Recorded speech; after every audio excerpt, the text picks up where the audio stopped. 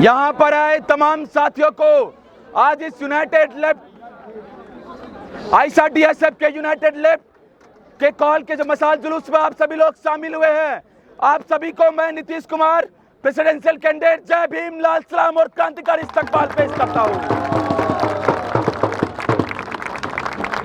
साथियों, इस कैंपस में आज के मार्च ने इस बात को साबित कर दिया है कि 2014 और 16 से जो लगातार इस कैंपस में एबीवीपी परिषद के लोग हारते आ रहे हैं, इस चुनाव में भी वो हारने के लिए जा रहे हैं और उसका इस कैंपस में कोई जगह नहीं है।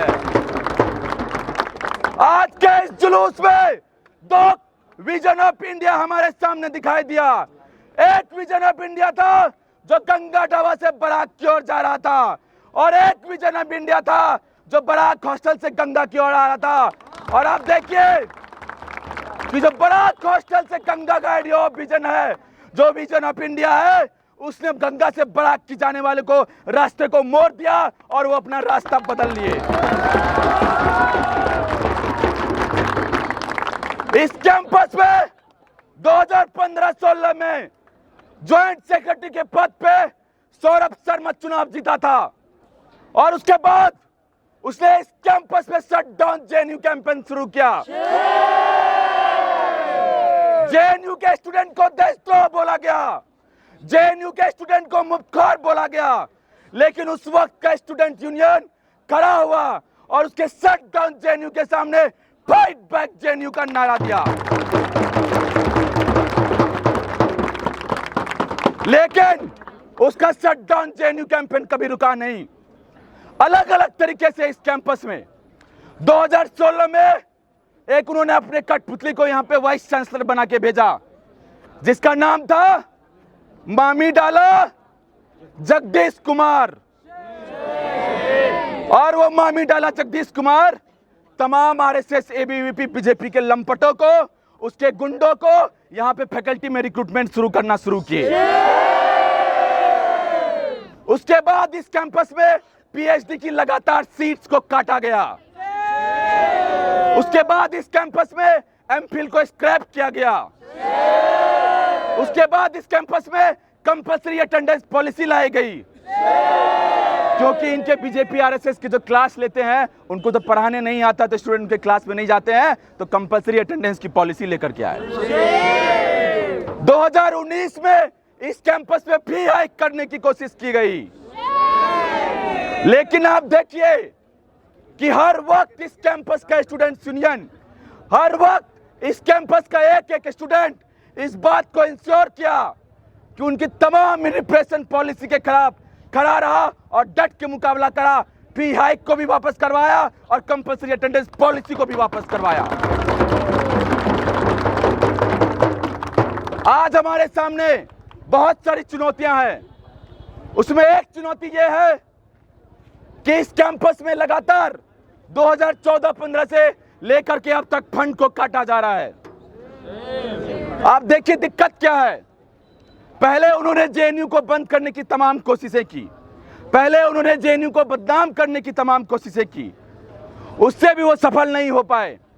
और उसके बाद जो एनआरएफ की रैंकिंग निकलती हर साल, उसमें जेएनयू को भी उनको टॉप स्थान देना पड़ता है। ये उनकी मजबूरी है और ये जेएनयू की जीत है।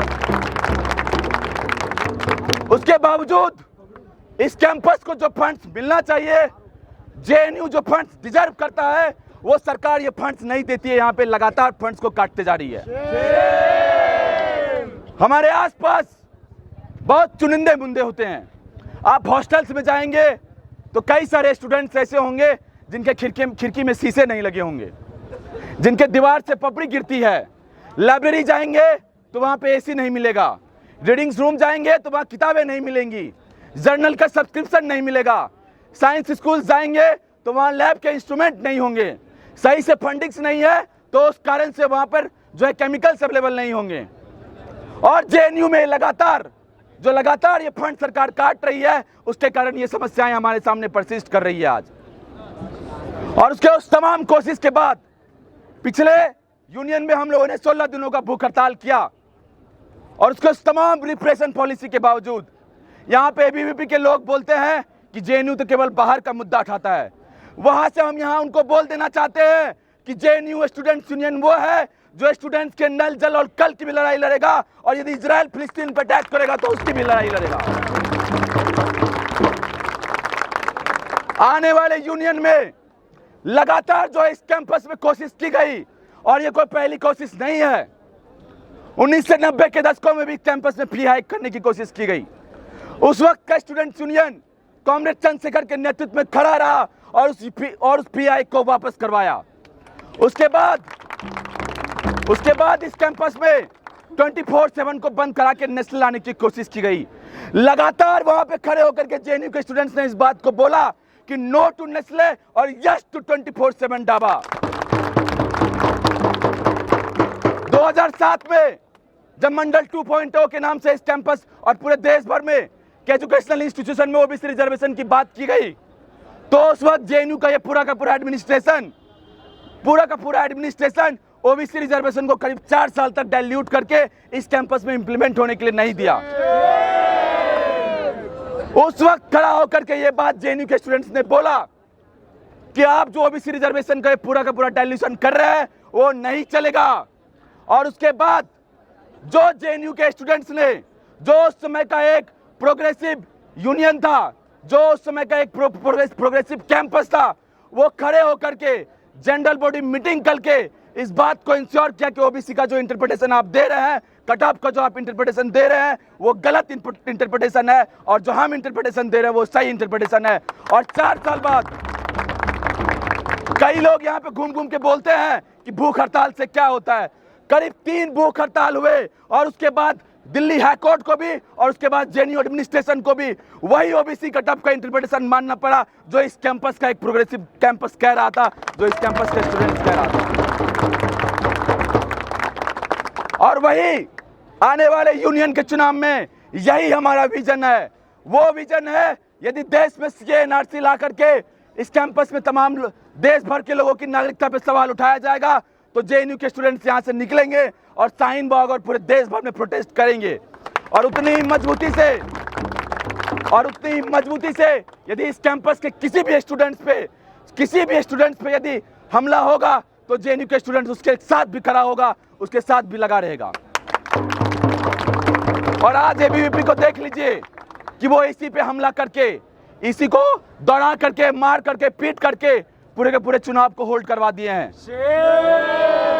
वो ये सोचते हैं कि इसको चंडीगढ़ का मेयर इलेक्शन बनाएंगे, लेकिन उनको समझ में नहीं आता है ये चंडीगढ़ का मेयर इलेक्शन नहीं, जेएनयू के स्टूडेंट्स यूनियन का इलेक्शन है। और जेएनयू के स्टूडेंट्स यूनियन का इलेक्शन यहाँ का एक इंडिपेंडेंट डीसी कराएगा। और आज के मशाल जुलूस में आप सभी लोग इतनी भारी संख्या में शामिल हुए हैं, इस बात को इंश्योर कर दे रहा है कि जो एबीवीपी यहाँ से रास्ता मोड़ करके उधर से गया है, एक दिन आएगा कि इन तमाम एबीवीपी के लोगों को इस कैंपस को छोड़ के भी जाना होगा। इस कैंपस में उनके मनुवादी, उनके कास्टिस्ट और उनके कम्युनल आइडिया का कोई स्थान नहीं होगा।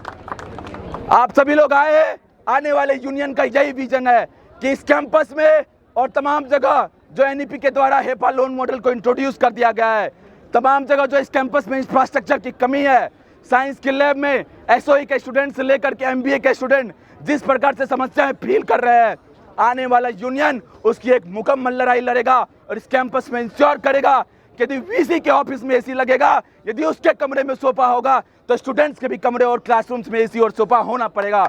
इसी बात के साथ आप सभी लोग इस मशाल जुलूस में शामिल हुए, आप सभी को शुक्रिया। इनकलाब जिंदाबाद।